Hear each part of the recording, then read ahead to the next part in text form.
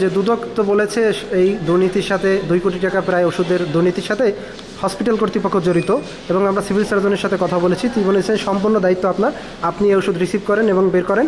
আর আপনি বলছেন যে ঠিকাদার প্রতিষ্ঠানের বিল পাওয়ার সহযোগিতার জন্যই আমরা এন্ট্রি করেছি, যাতে সে বিল পায়। তো এটা ঠিক হয়েছে কি না, ওষুধ না পেরে এন্ট্রি কেন করেছেন, এই বিষয়টা বলতেন। আসলে বিষয়টি এরকম না। বিষয়টা হচ্ছে যে ঠিকাদার প্রতিষ্ঠান কার্যাদেশ পাওয়ার পর যথাসময়ে সব ধরনের মালামাল দিতে পারে না, এবং দিতে না আমার তাকে আমরা বারবার তাগাদাপত্র দিয়েছি, সে আমাদের কাছ থেকে বারবার সময় নিয়েছে। এই সময় নিতে নিতে যখন জুন ক্লোজিংয়ে আসে, তখন সে এই কিছু মালামাল বাকি রেখে সে বিল নেওয়ার জন্য আমাদের কর্তৃপক্ষের কাছে পিড়াপিড়ি করে। সেক্ষেত্রে সাবেক যে মন্ত্রী মহোদয়, এমপি মহোদয়, উনি খুব চাপ প্রয়োগ করেন। উনি চাপ প্রয়োগ করার বেসিসে উনি বলেন যে কয় টাকার মালামাল, এটার জন্য ওই ফকির নাকি দিয়ে দেবে, আপনারা এই সই করেন, আপনারা এটা বুঝে নেন, আপনারা সই করেন, বিল কয় টাকার মালামাল, ফকির নাকি সে। এরপরে আমাদের খুব চাপ প্রয়োগ করে এবং আমাদের ভীতু সন্তুষ্ট করে। এরপর যেহেতু বলছে কয় টাকার মালামাল ফকির নেই, দরকার হলে আপনাদেরকে সে এটা আগামী মাসে দিয়ে দেবে, যত দ্রুত পারে দিয়ে দেবে। এই জন্য আমরা কিছু মালামাল আমরা রিসিভ না করে সেই মালামাল আমাদেরকে বলছে সই করে দেবো। এখানে কিছু মালামাল বাকি আছে, এটা এখনই আমরা 1 মাসের মধ্যে আগামী মাসে দিয়ে দিই। জুন মাসের শেষে তার এই বক্তব্য ছিল। এরপরে তো জুলাইয়ের পট পরিবর্তন হয়, এবং জুলাইয়ের পট পরিবর্তনের কারণে এই মালামাল পেতে বিলম্ব হয়, এবং এই মালামাল পেতে বিলম্ব হওয়ার পরে আমরা অবশেষে এই জানুয়ারি মাসে তাকে অনেকবার আমরা চেষ্টা করছি, তাকে খুঁজে পাইনি। অবশেষে জানুয়ারি মাসে তাকে যখন আমরা কর্তৃপক্ষ তাকে বলে যে আপনার কিছু মালামাল বাকি আছে, সেগুলো আপনারা দেওয়ার ব্যবস্থা করেন, তখন তিনি কিছু মালামাল সদ্য পাঠিয়ে দিয়েছেন, যে এই মালামালগুলো যেগুলো পূর্বে সরবরাহ করতে সমর্থ হয়নি, সময় মতো দিতে পারেনি, এবং আমাদেরকে বারবার কথা দিচ্ছে, এই জন্য আজকে সেই মালামাল পাঠিয়ে দিয়েছে। আর পরিশেষে সেটা হচ্ছে কি, যে ওনাকে যে জুন ক্লোজিংয়ের সময় স্বল্পতার কারণে সে সব মাল না দেওয়ার পরও আমাদের রাজনৈতিক চাপ, অর্থাৎ আমি বলতে যাচ্ছি যে আওয়ামী লীগের যে সাবেক মন্ত্রী এবং এমপি ছিল, উনি আমাদেরকে বলছে যে এই বিল আপনারা যে সামান্য মালামাল আছে, এই মালামাল কয় টাকার মালামাল, এই মালামাল আপাতত সে বাজারে যারা মাল উৎপাদন করে তাদের কাছ থেকে সে পাচ্ছে না, সে দিতে পারতেছে না, আপনাদের তো সব মালামাল দিয়ে দিচ্ছে, অল্প কিছু মালামাল আছে, এটা আপনাদের দিয়ে দেবে। এইভাবে কর্তৃপক্ষকে এইভাবে হুমকি এবং চাপ প্রয়োগ করে। সাবেক সিভিল সার্জন মহোদয় ছিলেন, এই সাবেক সিভিল সার্জন মহোদয় উনি ছিলেন। এরপরে চাপ প্রয়োগ করার পরে আমরা তখন এই মালামাল, তাহলে আপনারা কি ভীতু হয়ে এক প্রকার যে নিয়ম বহির্ভূত একরকম হয়েছে কি ব্যাপারটা, যেহেতু সামান্য মালামাল বাকি ছিল, এবং উনি আমাদেরকে এক রকমের হুমকি দিয়েছেন, এবং এক ধরনের আসলে আগের কে দিয়েছে সাবেক এমপি, সাবেক মন্ত্রী, সে ছিল সমরেশ।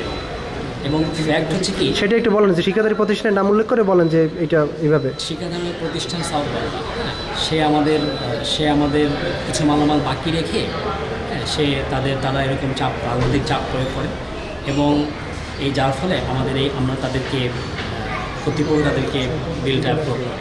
আসলে যেটা হয়েছে সেটা হচ্ছে যে সাউথ বাংলা। নাম কি ঠিকাদারের? নামটা দেখে বলতে হবে পুরো নামটা, সঠিক নাম। এখন ফ্যাক্ট হচ্ছে যে আমরা এইভাবে আমরা এক ধরনের বলতে পারেন যে আমরা এক ধরনের আমাদেরকে এক ধরনের তখন যে অবস্থা ছিল, আপনারা সাংবাদিক ভাইরা তো জানেন যে পরিস্থিতি এতটাই ভয়াবহ ছিল, একটা গুম খুনের রাজনীতি ছিল, যার ফলে আমাদের পক্ষে এই শেষ মুহূর্তের চাপটা আমাদের কর্তৃপক্ষ নিতে পারেনি। এবং যেহেতু আসলে মালামালের পরিমাণ অল্পই ছিল, এবং মালামালের পরিমাণ অল্প ছিল বিধায় কত টাকা হতে পারে সেটা আমরা বলতে পারি। যে হারিয়ে যায়, যে ঠিকাদার চলে গিয়েছে, সে তো ওষুধ না দেওয়ার জন্যই চলে গিয়েছে, তাহলে সেই দুদকের 27 তারিখের অভিযানের পরে আজকে কেন ওষুধ পাঠালো? তার সাথে যোগাযোগ করতে আরও আগেই, দুদকের অভিযানের আগে থেকেই, দুদকের যে অভিযান তার আগে থেকেই তার সাথে যোগাযোগ করতে সক্ষম হয়েছে অথরিটি, এবং তাকে এরপরও আমরা বারবার বলছি যে আপনার যেটুকু শর্টফল আছে, সে বাকি বকেয়া মালামালটা আপনি দিয়ে দেন, আপনি তো কমিটেড ছিলেন। সে সে সে দেওয়ার আশ্বাস করেছে এবং সে পাঠিয়ে দিয়েছে। তাহলে যে রেজিস্ট্রির এন্ট্রি ছাড়া ওষুধ কেন আপনি দিলেন, তারা কি সহযোগিতার জন্য? এখানে আপনার কোনো লাভ আছে কিনা? না, আমি এখান থেকে ন্যূনতম কোনো পর্যায়ে কোনোভাবে আমি লাভবান হইনি, বরঞ্চ আমি আমি আমি বিগত রাজনৈতিক প্রেক্ষাপটে তাহলে আপনি যখন আপনাকে চাপ দেওয়া হয়েছে তখন আপনি কর্তৃপক্ষ বা প্রশাসনকে কেন জানাননি? সেরকম ছিল না, প্রশাসন তাদের ছিল, এখানে যে প্রশাসন বিদ্যমান ছিল এই প্রশাসন তার কথা বসা আমার এখানে বরঞ্চ আমার নামে মিথ্যা অপবাদ দিয়ে আমাকে আমাকে আমাকে এখানে বিএনপির প্রেতাত্মা, বিএনপি জামাতের প্রেতাত্মা এইভাবে উল্টাপাল্টা কথা বলছে, বরঞ্চ আমাকে আমি হুমকি মুখে ছিলাম। আর বিষয়টা হচ্ছে এরকম যে আর যে ঠিকাদার যোগাযোগ করে সেই ঠিকাদার অবশেষে সে যে মাল পাঠিয়ে দিয়েছে, আমরা তাকে বলেছি যে আপনি কোনোভাবে আমাদেরকে, যেহেতু আমাদের সাথে কোনো দুর্নীতি সংঘটিত হয়নি, আমরা কোনোভাবে দুর্নীতির মধ্যে জড়াইনি, এই জন্য তার কাছ থেকে আমরা মালটা আনতে পেরেছি এবং সে দিতে বাধ্য হয়েছে। তাকে স্পষ্ট বলা হয়েছে যে তার কাছ থেকে আমরা এক কানাকড়িরও আমরা লাভবান হইনি। তাহলে মূল কথাটা এভাবেই দাঁড়ালো যে আপনি আসলে হুমকির মুখে পড়ে এক ধরনের রাজনৈতিক, আপনারা বিষয়টা আপনার সাংবাদিক ভাইরা তো আপনারা নতুন না, আপনারা পিরোজপুরে ছিলেন, পিরোজপুরের পরিস্থিতি সম্পর্কে আমার চেয়ে অনেক ভালো জানে।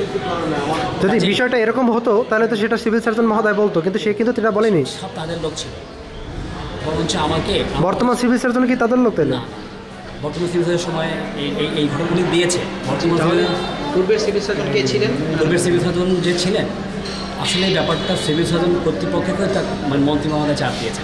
আর যারা ছিলেন তাদের কার্যক্রম, তাদের সম্পর্কে আমার চেয়ে আপনারা ভালো জানেন। আমার নতুন করে আমার পূর্বের সিভিল সার্জনের নামটা কি বলবেন, কে ছিলেন? পূর্বের সিভিল সার্জন ছিলেন হাসনাত ইসলাম চাকমা, উনি কার্যাদেশ দিয়েছেন। তাহলে আমরা যে স্পষ্ট একটা জিনিস দেখতে পাচ্ছি, তাহলে ওই জিনিসটাই যে আপনি হুমকির মাধ্যমে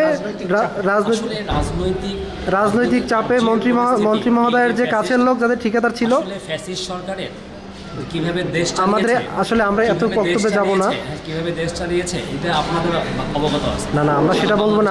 আমি একটু বলি, সেটা হচ্ছে যে আপনি এক প্রকার চাপেই বলছেন এটাই যে মন্ত্রী মহোদয়ের যে কাছের লোক ঠিকাদার, তার চাপে আপনারা রেজিস্ট্রি করে, তার চাপে, হ্যাঁ মন্ত্রী মহোদয়ের চাপে কিছু মালামাল সরবরাহ তারা করেনি, কিন্তু না করেই তারা কর্তৃপক্ষের কাছ থেকে বিল নিয়ে গেছে। তাহলে আপনারা আইনের আশ্রয় কেন নেননি? আইন সেই সুযোগটা ছিল না, সেরকম কোনো সুযোগ ছিল না। ফ্যাসিস্ট সরকার যেভাবে চেপে বসেছিল, এই ধরনের কোনো কথা বলার সুযোগ আমাদের ছিল না। আপনারা জানেন আমি নতুন করে আপনার পরিচয়টা একটু প্লিজ। আমি তো আবাসিক মেডিকেল অফিসার মোহাম্মদ নিজাম। এবং আপনি ধন্যবাদ। আমরা জানি দুদক তার চালিয়েছে এবং দুদকের অভিযানের পরে তাদের অভিযোগের ভিত্তিতে আমিও একটা তদন্ত টিম করেছি এবং একটা আমি বলছি ইন্টারনাল অডিটও চলতেছে আমার হাসপাতালে এই স্টোরের ব্যাপারে। আসলে এই ঔষধগুলো বেশি মানে 23-24 অর্থ বছরে ক্রয়কৃত, তখন আমি সেখানে যোগদান করিনি। এগুলোর ক্রয় করার পর এগুলো যখন সরবরাহ করা হয়েছে তখন থেকেই আপনার এগুলোর যে আমাদের যে সার্ভে কমিটি আমাদের আরএমও সাহেব, আমাদের দুজন মেডিসিন কনসালটেন্ট এবং কনভেনশনাল কনসালটেন্ট, তারা এগুলো সব বুঝে নিয়েছেন। আর সত্যিকার অর্থে ঔষধ যখন স্টোরে ঢুকে তারপর থেকে এই ঔষধের সম্পূর্ণ ব্যাপারটা আরএমও সাহেব এবং স্টোর কিপার তাদের সিগনেচার ছাড়া, দুইজনের সিগনেচার ছাড়া একটা ঔষধ কখনো আপনার পয়েন্ট থেকে মানে স্টোর থেকে সার্ভিস পয়েন্টে যাওয়া সম্ভব না, কোনো ওষুধ বের হওয়া সম্ভব না। আর যেটা একটু আগে আপনারা বলছিলেন যে সিস্টারদের রেজিস্টারে খাতা ওষুধ কম পেয়েছেন, এখানেও কিন্তু আরএমও সাহেবের সিগনেচার থাকা মাস্ট এবং সব ডেইলি এটা তার সিগনেচার ছাড়া কোনো ওষুধ এখানে এন্ট্রিও হবে না। হ্যাঁ, আচ্ছা, তাহলে কি আপনি বলতে চাচ্ছেন এটা যে আসলে যে এখানে যে তথ্য গোপন হয়েছে বা রেজিস্টারে যে ওষুধ থাকলো স্টোরে নেই, এর সাথে আরএমএ এবং স্টোর কিপার জড়িত রয়েছে? এটা তো তদন্ত চলছে,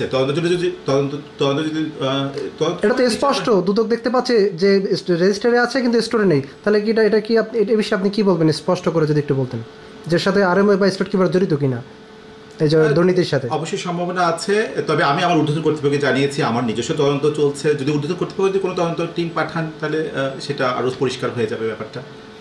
আপনার আরএমও স্যার যেটা বলেছিলেন যে উনি স্পষ্ট করে ক্যামেরায় বলেছেন যে আসলে উনি স্টোরে ওনার ঔষধ রয়েছে, কিন্তু দুদক সেটু শুধুমাত্র একটা স্টোর দেখেই বাকি স্টোরগুলো না দেখে একটা রিপোর্ট গণমাধ্যমকে দিয়েছে।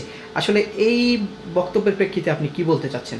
ওনার সাথে বক্তব্য নিতে গেলে উনি আসলে বলছেন যে আমার সিনিয়র যে আছেন সিভিল সার্জন উনি বক্তব্য দিবেন, এ কারণে ওনার বক্তব্যটা আজকে না পেয়ে আপনার কাছে আসা। আচ্ছা, অ্যাকচুয়ালি আমি একটা স্টোর যেটা ছিল আমাদের, আপনারা সবাই জানেন যে আমি তো রেমালের জাস্ট রেমালকালীন সময় মোটামুটি আমি জয়েন করেছিলাম। তো রেমালে কিন্তু আসলে অপ্রত্যাশিতভাবে আমাদের এখানে হাসপাতালে যারা কেউ প্রত্যাশা করে না প্রচুর পানি উঠে গিয়েছিল। হ্যাঁ, এটা সমানভাবে তখন আমাদের স্টোরে বেশ ক্ষতিগ্রস্ত হওয়ার পর আমি নিজে স্টোরে ছুটে যাই, হাঁটু পানি, আমার নিজের বাসায় পানি উঠে গিয়েছিল। যাই হোক, তো প্রচুর যেসব কার্টুনের ক্ষতিগ্রস্ত হয়েছিল তখন আমরা তাৎক্ষণিক অস্থায়ী কিছু জায়গায় এগুলো শিফট করেছিলাম। আসলেই 3টা জায়গায় এই মুহূর্তে স্টোর আছে এবং এমনকি কোয়ার্টারও একটা জায়গায় আমাদের গজ, লিনেন, তুলা ওগুলো শিফট করতে হয়েছিল। আচ্ছা, ওষুধ আর লিলেন তুলার এক জিনিস নয় তো, হলো বিষয়টা হচ্ছে যে আপনি কি এখানে আসার পরে কি ওষুধের যে স্টোরগুলো রয়েছে সেগুলো ভিজিট করেছেন এবং কাগজ কলমগুলো দেখেছেন কি না যে ঠিক আছে কিনা? আমি একাধিকবার ভিজিট করেছি এবং যখন এই রেমাল পরবর্তীতেই 7ই অক্টোবর আমি কিন্তু একটা টিম করে দিয়েছিলাম। আমি স্টোর ভেরিফিকেশন টিম, যেখানে আমার মেডিসিন কনসালটেন্ট এবং আরএমও সাহেব এবং আমার এখানকার মেডিকেল অফিসার যিনি MOCS, হ্যাঁ, তাদের সামনে আমি তাদেরকে 14 কর্মদিবস দিয়ে দিয়েছিলাম যে এর মধ্যে আমাকে রিপোর্ট দিতে হবে। নট অনলি আমি তাদেরকে এটাও বলেছিলাম যে 3 মাস অন্তর অন্তর যাতে আমাকে রিভিউ টিম মানে আমাকে এটা রিভিউ একটা প্রতিবেদন দেওয়া হয় স্টোর সংক্রান্ত। এই চিঠিটা আমার এখানেই আছে। তো অ্যাকচুয়ালি তারা মানে গুছাচ্ছি দিচ্ছি বলে একটু সময়ক্ষেপণ করেছে। হ্যাঁ, এই 2 আগে আমি আবার তাদেরকে কাছে চেয়েছি যে আমাকে জবাব দিতে হবে কেন তারা আমাকে সময় মতো এই রিপোর্টটা দেন নাই। আর যেন 3 মাস অন্তর অন্তর শুধু নট অনলি আমাদের দিস সদর হাসপাতাল, এই সদর হাসপাতাল ছাড়াও আমার প্রত্যেকটা উপজেলাও যাতে আমাকে 3 মাস অন্তর অন্তর তাদের স্টোরে একটা আপডেট ইনফরমেশন দেয়, সে ব্যাপারে আমি তাদেরকে সবাইকে চিঠি দিয়েছি। সে বিষয়ে কি আপনাদের কোনো তথ্য দিয়েছে এখন পর্যন্ত স্টোর কিপার বা আরএমও? এখনো দেন নাই, তাদের কাজ চলছে। আসলে এই 2 দিন যে পরপর দুদকের অভিযান হলো, অভিযানে যারা দুদক যাদের কথা বলছে যে এর সাথে জড়িত, এ বিষয়ে আপনারা তদন্ত কমিটি গঠন করেছিলেন না, কার নেতৃত্বে করেছেন এবং কত কার্য দিবসে আসলে তাদেরকে এই রিপোর্ট দেওয়ার জন্য বলেছেন? অ্যাকচুয়ালি আসলে আমি একটা ইন্টারনাল অডিট টিম করেছি, তারা তাদের কাজ করছে এবং এই কোনো অসামঞ্জস্য আছে কিনা সেটা দেখছে। আর তদন্ত কমিটি আমি আমার ঊর্ধ্বতন আমার ডিভিশনাল ডাইরেক্টর স্যারের সঙ্গে কথা বলেছি এবং স্যারই যদি তদন্ত করেন, বাইরের লোক থেকে তদন্ত করলে আমার সেটাই সবচেয়ে ফলপ্রসূ হবে। যেহেতু আমার এখানে তো আমার সদর হাসপাতালের ডাক্তাররা ছাড়া তো আমার এখানে তো আর কেউ মানে নেই। এর আগে যে অভিযানটি হয়েছে সেটা 27 জানুয়ারি, আজকে হচ্ছে 2 জানুয়ারি, প্রায় 6-7 দিনের একটা ব্যবধান। তো এই 7 দিনের ভিতরে আপনি কি সিদ্ধান্ত নিয়েছেন যে আসলে? স্যারের সঙ্গে যোগাযোগ করেছি, অডিটটা চলছে, প্লাস আমি নিজেও কিন্তু আমাদের মাননীয় স্বাস্থ্য উপদেষ্টা মহোদয়ের সঙ্গে ঢাকায় একটা মিটিংয়ে ছিলাম। আমি মাত্র এই শনিবারে এসেছি, ঠিক আছে। আর চিঠি তো যেগুলো আমার ইস্যু করা সেগুলো আমি করে দিয়েছি। অলরেডি আমাদের ডিভিশন ডাইরেক্টরের সঙ্গে কথা বলেছি এবং স্যারকেও আমি বলেছি যে একটা যাতে স্যার যদি ওখান থেকে একটা তদন্ত টিম করে দেন তাহলে এটা সহজ হবে।